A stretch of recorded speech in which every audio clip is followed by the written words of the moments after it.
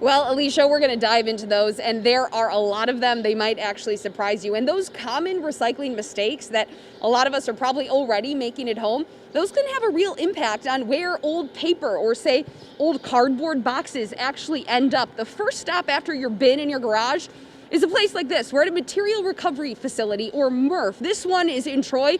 It serves more than a dozen communities in Oakland County.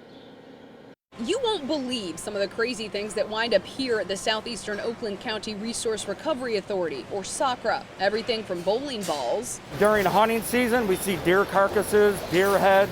It's where recyclables from these communities go to be sorted before they go to a mill to be repurposed. It comes to me and then I have to work to get rid of it, to sell it. As Supervisor Lucas Dean explains, the price he'll get for recyclables changes every month, and in order to make money, he has to ship and sell in bulk. Plastics, for example, identified by really long, complicated names with numbers 1 through 7. But what you really need to know, 1s and 2s are easy to recycle. But 3 through 7s, like a plastic ketchup bottle, fast food cup, or an ice cream container, those take longer to collect and, despite being recyclable, are often harder to find buyers for. If the packaging people would talk to the mills, that would help out. A program called Next Cycle through Eagle is trying to accomplish that by expanding the state's recycling supply chain. We're connecting those packaging manufacturers and the people, the brands of the companies that make the things that we all buy with opportunities to support recycling. They've already got 30 partners and are looking for more. But Dean says in order to improve the state's recycling report card, consumers have to play a role. Things like pizza boxes, as long as they're not covered in cheese or grease, styrofoam, and batteries can be recycled, but they need to be brought to SACRA.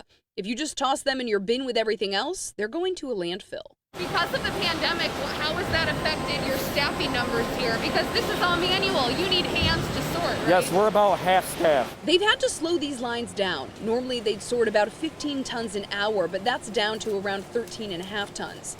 Things like face masks, which SACRA crews are seeing a lot of right now. Also latex glove, IV tubes, and garden hoses, those aren't recyclable.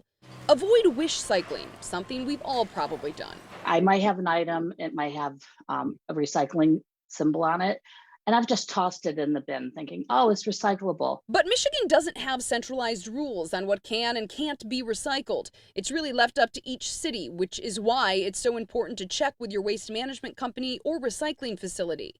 At SACRA, try Waste Wizard right on its website. Type in your item and it'll tell you how to dispose of or recycle it.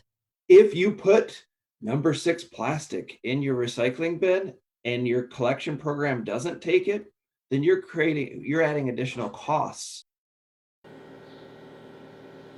These plastic bags, or as they're called here, film, they are a major culprit of headaches here. They can actually get clogged in the machines here and cause a lot of problems. So Dean suggests that while these are recyclable, they're no longer recyclable here. So if you want to get rid of them, bring them in bulk to a place like Kroger or Meijer. Again, you do have to make an appointment to drop things off here at SACRA. A link to do so is on our website, WXYZ.com, as well as all the things you need to remember. And I never thought I would actually have to say this on the air, but again, remember, don't drop deer carcasses or deer heads in your recycling bin. I never thought I'd have to remind people not to do that, but that's something to keep in mind too. We're live in Troy. I'll send it back to you. Don't do that.